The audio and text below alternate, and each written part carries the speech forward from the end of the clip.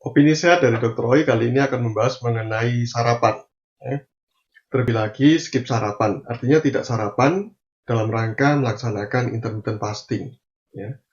Memang salah satu kiat untuk menjalankan intermittent fasting itu adalah kita skip sarapan, tidak sarapan di pagi hari, sehingga memenuhi target jam puasa kita mencapai minimal 16 jam setelah kita berhenti makan di jam 8 malam sebelumnya. Tetapi yang menjadi pertanyaan adalah dari banyak orang adalah apakah skip sarapan atau tidak sarapan di pagi hari itu menyehatkan, sehat, dan aman bagi tubuh kita? Karena sarapan sudah menjadi kebiasaan. Nah, saya akan berbagi mengenai dua kasus mengenai yang berhubungan dengan sarapan. Dari dua kelompok manusia. Yang pertama adalah manusia zaman old, zaman dulu sekali, yaitu zaman prasejarah. Mereka tinggal di gua dengan peralatan yang sangat sederhana sekali. Mereka tidak ada peralatan untuk masak, terutama. Sehingga ketika mereka bangun pagi, mereka bukan sarapan, tetapi mereka harus mencari makan. Bukan makan, tapi mencari makan. Makanan mereka adalah binatang yang diburu. Ini mereka sudah siap dengan pegang tombak untuk berburu. Mereka berburu dengan berlari mengejar buruannya, jadi mangsanya.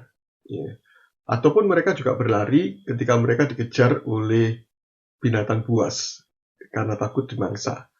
Karena itu mereka menggunakan energi untuk berlari itu sebentar. Tapi mereka berenergi ternyata, meskipun tidak sarapan. Nah, berarti pandangan bahwa tidak sarapan itu kita akan kehilangan energi sudah dijawab oleh orang purba ini. Kami tidak sarapan, tapi kami ada energi untuk berlari, olahraga pagi dengan mencari mangsa atau mencari makanan. Dan mereka belum tentu mendapat makanan pada siang hari loh. Bisa-bisa sore hari. Dan mereka tetap bisa beraktivitas tanpa merasa kekurangan energi. Nah, ini yang membuktikan bahwa seandainya sarapan itu wajib dan berpengaruh bagi kesehatan, maka kesehatan mereka pasti sudah terganggu. Dan mereka akan punah. Dan bagaimana kalau mereka punah? Apakah kita ada saat ini? Karena kita juga berasal dari generasi mereka juga kan, jadinya. Nah, kemudian contoh yang kedua adalah dari petani. Petani pagi hari sudah ke sawah, seperti judul puisi ini. Nah, untuk kasus petani ini, saya bertanya pada seorang anak petani, yaitu ibu saya sendiri. Berarti kakek saya adalah seorang petani. Saya bertanya pada ibu saya, apakah kakek pada waktu dulu itu berangkat ke sawah sempat sarapan? Kalau sarapan jam berapa? Jawab ibu saya adalah, kakekmu tidak pernah sarapan. Karena jangankan untuk sarapan, untuk minum kopi saja tidak sempat. Karena keburu siang nantinya. Kita perlu tahu bahwa pada zaman dulu, pada zaman tahun 70-80-an, maka mereka masih menggunakan perapian yang sederhana. Jadi kayu bakar, daun-daun kering, untuk membuat perapian itu, untuk membuat wedang kopi jadi kopi panas itu. Karena itu nggak sempat untuk melakukan prosesi minum kopi di pagi hari. Langsung berangkat ke sawah. Demikian juga petani-petani lain selain kakek saya juga melakukan hal yang sama. Kemudian jam berapa mereka sarapan? Makanan baru diantar sekitar jam 10, jam 11 siang. Jadi jam-jam itulah mereka makan jadinya. Nah, selama dari pagi hingga jam 10, jam 11 itu mereka tetap aktivitas untuk di sawah menggunakan tenaga mereka, dan mereka tidak juga kehilangan energi atau menjadi lemah energinya. Mereka tetap kuat untuk mencangkul, bahkan lebih kuat daripada kita, generasi zaman now ini. Tetapi yang sungguh luar biasa adalah kesehatan mereka lebih prima daripada kita.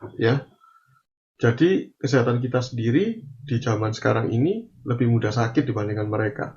Mereka menderita kencing manis pada usia 60-an, hipertensi dan sebagainya pada usia lansia. Sedangkan generasi sekarang pada usia di bawah 30 sudah timbul penyakit-penyakit tersebut. Salah satunya penyebabnya adalah makanan. Dan dari makan itu ada yang berperan adalah sarapan juga. Jadinya berperan untuk terhadap timbulnya berbagai macam penyakit itu. Sebentar, apakah memang benar sarapan justru menimbulkan penyakit? Jadinya, ini penjelasannya. Jadinya, pada waktu bangun pagi, kita dibangunkan oleh suatu hormon.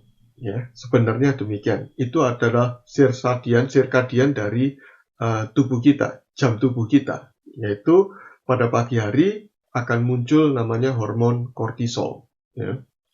Dia akan muncul mulai pada jam 3 sampai jam 4 pagi, kemudian puncaknya jam 9, jam 10 pagi, dan terjadi penurunan terus sampai pada malam hari di mana titik terendahnya. Ini adalah siklus harian di dalam tubuh kita. Ada jam tubuh atau keluarnya ini selalu diatur oleh tubuh kita secara ritmik, ya, ritmesnya itu. Nah, kortisol ini akan terus muncul sesuai dengan jam tubuh kita. Kortisol itu adalah hormon get up and go, yaitu hormon di mana waktunya kita bangun dan kemudian waktunya masuk ke dalam aktivitas kita. Dan setiap aktivitas tentunya seperti petani maupun orang purba tadi itu, orang prasejarah membutuhkan energi, yaitu berasal dari glukosa atau gula darah dan keton dari pembakaran lemak, metabolisme lemak. Sudah disiapkan oleh kortisol ini jadinya di dalam tubuh kita. Tanpa makanan dari luar, kita sudah mendapatkan energi. Jadi kita tidak memerlukan makanan di pagi hari, tapi gunakanlah waktu makan atau sarapan itu untuk olahraga. Sarapan kita yang benar adalah olahraga fisik itu.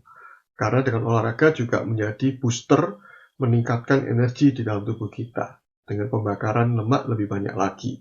Pembakaran lemak akan menghasilkan energi yang luar biasa. Ya. Ini adalah siklus normal. Ketika kita melawan siklus normal, maka pasti berdampak pada kesehatan tubuh kita. Karena itu sarapan akan berisiko merusak siklus ini. Sebentar, bagaimana cara merusaknya? Sebelum saya jelaskan mengenai mengganggunya sirkadian ini, namanya, inilah. Jadi, tubuh kita memiliki sistem saraf otonom. Sistem saraf otonom itu tidak bisa kita kendalikan dengan pikiran kita. Dia otonom. Jantung berdebar-debar ketika ketakutan, ya, keringat dingin dan sebagainya. Itu adalah saraf otonom. Terbagi dua, simpatik dan parasimpatik. Simpatik itu identik dengan kortisol ini, sehingga di pagi hari yang dominan adalah simpatik itu. Untuk siap, ini gambarnya flight or flight. Ya, fight itu bertarung atau flight, lari dari ancaman. Seperti gambar ini, gambar kartun manusia purba yang dikejar oleh macan purba. Jadi berlari. Kedua-duanya membutuhkan energi, baik bertarung maupun lari, menghindar. Ya, karena itu sudah disiapkan dengan kortisol tadi kan, tanpa sarapan ya. Kemudian parasimpatik itu adalah hormon di mana sifatnya rest, istirahat untuk tidur dan untuk makan, digest. Karena itu ketika sarapan, maka yang meningkat adalah parasimpatik. Padahal seharusnya yang meningkat, yang tinggi pada kondisi itu adalah simpatik, ya, simpatetik bahasa Inggrisnya. Nah, kondisi ini akan mengganggu siklus kita jadinya. Jadi kortisol akan turun drastis sehingga kita menjadi ngantuk. Parasimpatik itu kan tadi menyebabkan kita mengantuk atau tidur. Di pagi hari kita jadi ngantuk, tidak produktif, ya. Nah, itu kan tidak normal jadinya. Ya. Tetapi karena budaya itu dibiasakan, dianggap sebagai normal ketika itu sudah menjadi budaya atau kebiasaan. Tapi secara klinisnya, secara medisnya, ini seharusnya seperti ini, tanpa sarapan. Ya. Kemudian faktor kedua yang juga mengganggu kesehatan kita ketika sarapan adalah sarapan kita dalam bentuk tinggi karbohidrat. Coba Anda lihat bubur ayam, nasi goreng, nasi uduk, lontong sayur. Yang kurang di sini adalah mie instan, ya. Semuanya karbohidrat, roti, sereal dan sebagainya. Bahkan kopi pun juga menjadi kopi manis, ya. Dengan ada kopi instan itu campur krim dan sebagainya. Teh manis juga demikian. Anda tidak perlu melihat kalorinya.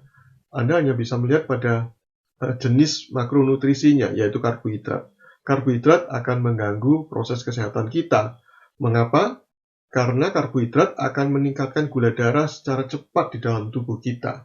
Peningkatan yang tinggi dan cepat itu akan memicu keluarnya insulin dalam darah kita untuk menurunkan gula darah sampai batas normalnya. Ketika gula darah turun drastis itu, maka otak merasa bahwa saya kekurangan gula. Padahal sebenarnya cukup. Tapi karena ada perubahan drastis tadi itu, maka tubuh relatif kekurangan gula. Sehingga minta lagi, itu yang namanya craving. Ya. Jadi membutuhkan atau menginginkan gula lebih banyak lagi dalam bentuk karbohidrat tentunya. Akhirnya kita makan atau kita ngemil. Pada jam berapa? Kira-kira proses ini 2 jam. Jadi kalau kita sarapan jam 7, mungkin jam 9, setengah 10 kita butuh ngemil untuk memasukkan makanan lagi. Dan siklus ini akan terus berulang. Dengan berulangnya siklus ini, maka insulin di dalam darah kita akan terus bertambah tinggi. Ya. Insulin, selain dia menurunkan gula, juga menghambat pembakaran lemak di dalam tubuh kita. Dan bahkan dia akan mengubah karbohidrat atau gula di dalam tubuh kita menjadi lemak jadinya. Karena itu ketika kita makan nasi, kita makin berlemak alias makin menggemuk. Ya. Makan karbohidrat makin menggemuk jadinya. Karena diubah menjadi lemak oleh insulin. Nah, karena itu ada suatu pandangan yang salah ketika kita dikatakan tanpa sarapan menyebabkan obesitas. Dari mana asalnya itu? Ya. Justru ketika sarapan, sering makan, pagi sarapan, siang makan siang, kemudian makan malam lagi, semakin sering kita makan, semakin kita menjadi gemuk meskipun volumenya kecil. Ya. Apalagi itu yang dimakan adalah karbohidrat. Karena itu, kita tidak bisa menjadi langsing ketika kita makan makanan banyak karbohidrat pada waktu sarapan. Pada waktu sarapan, sebenarnya pembakaran lemak menjadi lebih efektif. Pada waktu pagi, pembakaran lemak akan efektif tapi diganggu oleh sarapan. Karena itu ketika masa adaptasi intermittent, masih diperbolehkan sarapan, pilihlah jenis sarapannya. Pilihlah makanan yang rendah karbohidrat tetapi tinggi lemak, agar proses pembakaran lemak dan mencegah penimbunan lemak tetap berlangsung. Karena insulinnya relatif rendah ketika kita mengonsumsi lemak, dan dia tinggi ketika kita banyak mengonsumsi karbohidrat. Inilah sebabnya skip sarapan tidak menimbulkan penyakit tetapi justru menyehatkan. Ketika sarapan akan mengganggu ritme tubuh kita, alias tidak normal sebenarnya. Cuma karena sudah menjadi budaya, menjadi normal seolah-olah. Ya. Nah, ini kata-kata quotes dari Hippocrates mengatakan bahwa penyakit itu tidak datang tiba-tiba dari langit turun ke tubuh kita atau seperti kutukan itu, tidak. Tetapi penyakit itu berkembang karena kesalahan-kesalahan manusia yang kecil sebenarnya, yang remeh sehari-hari dilakukan terus-menerus dan itu melawan naturnya atau sifat alami tubuh. Diurnal tadi atau sisardia tadi adalah siklus normalnya, tapi dilawan dengan sarapan. Ya. Maka timbullah banyak penyakit.